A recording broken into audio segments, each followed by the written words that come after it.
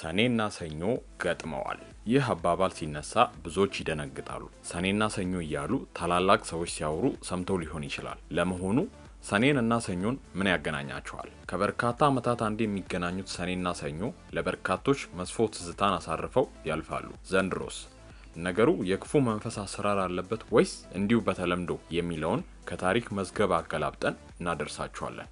በሌላ በኩል ከሰሞኑ የአርሴናልና የመንግስት ድግሶች ህዝቡን በተለያየ ጎራ ከፍሎ ሲያጨቃጭቅ ተመልክተናል። ከቅርብ ጊዜ ወዲህ መንግስት ለቲክቶከሮች እየሰጠ ባለው ልዩ ትኩረት የአገሪቱን ችግር እየደበቀ ይገኛል በሚል በሰፊው እየተተቸ ይገኛል። በአርሲ ንጹሃን ላይ በተደረገ ጭፍጨፋ ሀዘን ተሰምቷቸው ከዚህ ኮንሰርት ራሳቸውን ያገለሉ አርቲስቶች ቢኖሩም ወትሮም ለገዢው ስርዓት ስስ ልብ ያለው አስጌ ዴንዳሾ ማንም ምንም አያመጣም በሚል እብሪት በህዝብ ሀዘን ላይ ተሳልቋል። ከዚህ ጋር በተያያዘ አዳዲስ መረጃዎች ደርሰውናል፣ የምናደርሳችሁ ይሆናል። ሃይማኖቷን በቅርቡ የቀየረችው ቲክቶከሯ ዮርዳኖስ ሽመልስ ወይንም ናንሲ ባሳለፍነው ቅዳሜ ተሞሽራለች። እግዚአብሔር መፋታትን እንደሚጠላ እኔም መፋታትን እጠላለሁ። ይሄ ንግግሯ ለቲክቶከሯ እንዲሁም በሰርጓ ለታደሙት ወዳጆቿ ልዩ ትርጉም እንዳለው በእንባ መታየታቸው ያስረዳል። ለበርካቶች ጥያቄን ፈጥሯል። ምን ማለቷ ነው ሲሉም እየጠየቁ ይገኛሉ። እንዲሁም በሰርጓ ላይ በጣም የምትወዳት ወላጅ እናቷ አለመገኘቷ ጥያቄ ፈጥሯል። ለምን ለሚለው ከቅርብ ሰዎቿ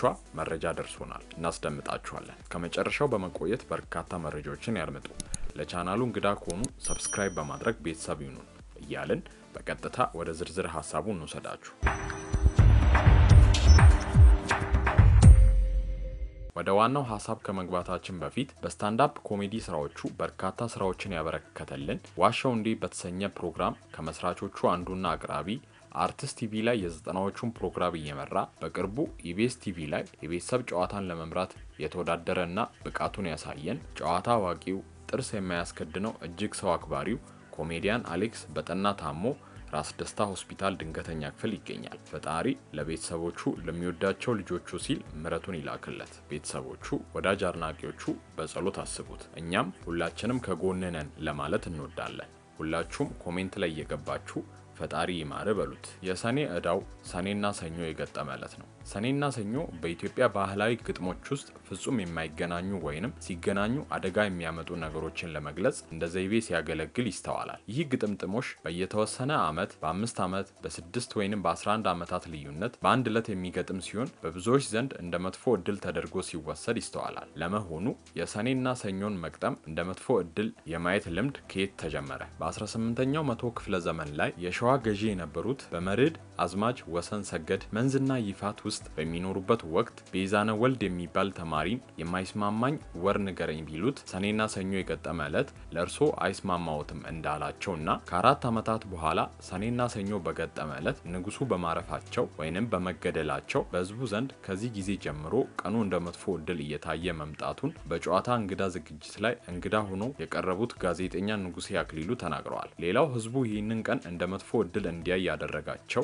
በ1950ዎቹ መገባደጃ አካባቢ የወጣው የትራፊክ አዋጅ እንደሆነ ሲነገር ይሰማል። ለአሽከርካሪዎች የመኪና መሪ በስተቀኝ በኩል እንዲሆን አዋጁ ሲወጣ ከዚያ ቀደም እንዳሁኑ የመኪና መሪ በስተግራ በኩል ነበር። አዋጁ ተፈጻሚ መሆን የጀመረ ዕለት ሰኔና ሰኞ የገጠመበት ቀን ነበርና ልማዱን ያልቀየረውና ሁልጊዜ ወደ ግራ እያየ የሚሻገረው እግረኛ በድንገት መኪና ከቀኝ በኩል እየመጣ አደጋ ይደርስበት ስለነበረ የብዙ ሰው ህይወት ጠፍቷል። በዚህም ህዝቡ ግጥምጥሞሹን እንደ መጥፎ እድል ከክፉ ነገር ጋር አያይዞታል የሚሉት ጋዜጠኛው ንጉሴ አክሊሉ ናቸው። ሰኔና ሰኞ አይግጠም የሚለው የቆየ አባቶች አባባል ዘንድሮ በ2018 ዓ.ም በአይናችን ልናየው በትክክል ገጥሟል። ሰኔ 1 ቀን ሰኞ ውሏል። ከ1979 ዓ.ም ጀምሮ እስከ ዛሬዋ ዕለት በከፊል እንየው። በ1979 ዓ.ም ሰኔና ሰኞ ሲገጥም አገሪቱ በከባድ ፈተና ውስጥ ነበረች። የ1977ቱ ታላቅ የድርቅ መዘዝና በወቅቱ የነበረው የዝናብ እጥረት ተከስቶ ነበር። በ1984 ዓ.ም በዚህ ወቅት ሰኔና ሰኞ በድጋሚ ገጠሙ። ይህ ዓመት የሽግግር ወቅት ቀውስ እንደነበረ የታሪክ መዛግብቶች በጥልቀት ያሳዩናል። በዚህ ወቅት በመላው ሀገሪቱ ከፍተኛ የጸጥታ መደፍረስና ግጭት ነገሰ። በሌላ በኩል በ1990 ዓ.ም በዚሁ ወቅትም ሰኔና ሰኞ ሲገጥም በሀገሪቱ ላይ ሌላ የደም ምዕራፍ ተከፈተ። በኢትዮጵያና በኤርትራ መካከል የተነሳው እጅግ አስከፊ የነበረው የባድመ የድንበር ጦርነት በዚሁ ዓመት ፈነዳ። በ1997 ዓ.ም ላይ ደግሞ ታሪኩ ይበልጥ ልብ ሰባሪ ሆኗል። በ1997 ሰኔና ሰኞ ገጠመ። ያ ታዋቂውና ውጥረት የበዛበት ሀገራዊ ምርጫ 97 የተካሄደበት በዚህ ወቅት ነበር። በ2007 ዓ.ም ደግሞ ከ10 ዓመታት በኋላ በድጋሚ በዘመነ ዮሐንስ ሰኔና ሰኞ ገጠሙ። በቅርብ ጊዜ ትውስታችን በሆነው በ2013 ዓ.ም ሰኔና ሰኞ በድጋሚ ገጥመዋል። በዚህ ወቅት የጦርነት፣ የጭንቀት፣ የከበሮ ድምጽ የነበረ መሆኑን ሁላችንም እናስታውሳለን። የታሪክን ፍሰት እየተመለከትን አሁን ደግሞ ወደ ዘንድሮ እንምጣ።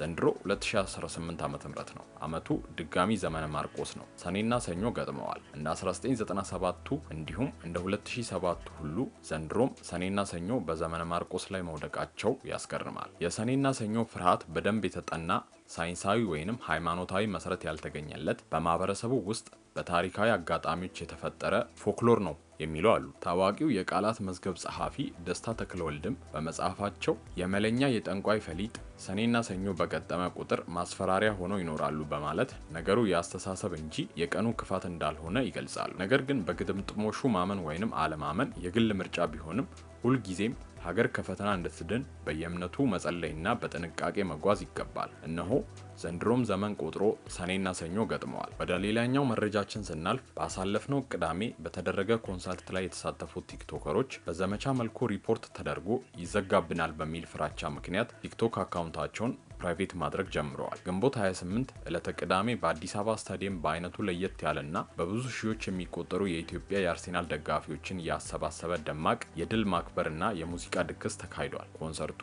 አርሲ ላይ ለተጎዱ ወገኖች ሀዘናችንን መግለጽ ያስፈልጋል በሚል ራሄል ጌቱ፣ ሳሚ ዳል፣ ታደለ ሮባና ሌሎች ከ3 ወር በላይ ለኮንሰርቱ ሲዘጋጁ የነበሩ ድምፃውያን ሳይሳተፉ ቀርተዋል። በኮንሰርቱ ላይ ድምፃዊ አስጌ ዲንዳሾ የሙዚቃ ስራውን ያቀረበ ሲሆን በአርሴናል ክለብ ፍቅር የሚታወቁት ቲክቶከሮቹ ፎአድ እንዲሁም ጎስት በሚል የሚጠሩ ሌሎች መታደማቸው ታውቋል። እዚህ ጋር የምንረዳው አንድ ነገር አለ። ህዝብ ሀዘን ላይ ሲሆን ታይሚንግ የሚባል ነገር መጠበቅ የግድ ነው። በባህላችን ጎረቤት እንኳን ሀዘን ላይ ሲሆን ድምጽ ከፍ ተደርጎ አይሳቅም። የዚህ ፕሮግራም አዘጋጆችና አርቲስቶች ህዝብ ማቅ ለብሶ እያለና ሟቾች እንኳን በቅጡ ባልተሰበሰቡበት ወቅት ድግስ ጥሎ ከህዝብ ጋር እየተላተሙ መሆኑን ማወቅ ነበረባቸው። እድሜ ልካቸውን አእምሯቸውን የሚወቅሳቸውን ነገር ከማድረግ ቢቆጠቡ መልካም ነበር። በህዝብ ተቃውሞ ምክንያት በርካታ አርቲስቶች ከዚህ ኮንሰርት ራሳቸውን ቢያገሉም ድምፃዊ አስጌ ዲንዳሾ በመድረኩ በመገኘቱ ከባድ ተቃውሞ እየደረሰበት ይገኛል። ለቀረበበት ተቃውሞ ምላሽ የሚመስል ነገር አስፍሯል። ያንተ እምነት ተከታይ ያልሆኑ ሰዎች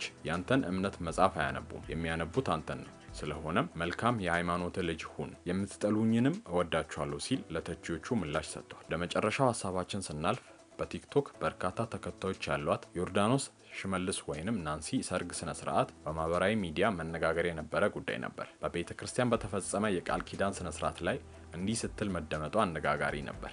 እግዚአብሔር መፋታት እንደሚጠላ እኔም መፋታትን እጠላለሁ። እንዲህ ያለችበት ዋነኛው ምክንያት የቀድሞ ትዳሯን በ8 ወራት ውስጥ መፍታቷ ያሳደረባት ጉዳት መሆኑን በስፍራው ያሉ ወዳጆቿንም ጭምር ያስለቀሰ ጉዳይ ነበር። በወቅቱ የነበረውን ክስተት እንዲህ ታስታውሰዋለች።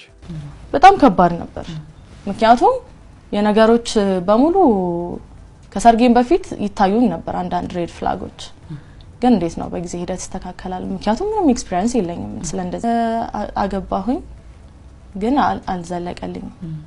8 ወር ያ 7 ወር ነው የቆየልኝ። ይሁን እንጂ በርካታ ታዋቂ ግለሰቦች በታደሙበትና ደማቅ በነበረው በዚህ ስነ ስርዓት ላይ ወላጅ እናቷ አለመገኘቷ ለበርካቶች ጥያቄ ፈጥሯል። በርካቶች በአሁኑ የናንሲ ትዳር ላይ እናቷ አላመነችበትም የሚል ጥርጣሬ ቢያቀርቡም ነገር ግን ጉዳዩ የሃይማኖት መሆኑ ይነገራል። እንደሚታወቀው ናንሲ በቅርቡ ወደ ፕሮቴስታንት እምነት መቀላቀሏ ይታወሳል። ለናንሲና ለባለቤቷ መልካም የትዳር ዘመን እየተመኘን የዛሬውን ቪዲዮ እዚህ ጋር እናበቃለን። በቀጣይ እስከምንገናኝ በሰላም ቆዩ።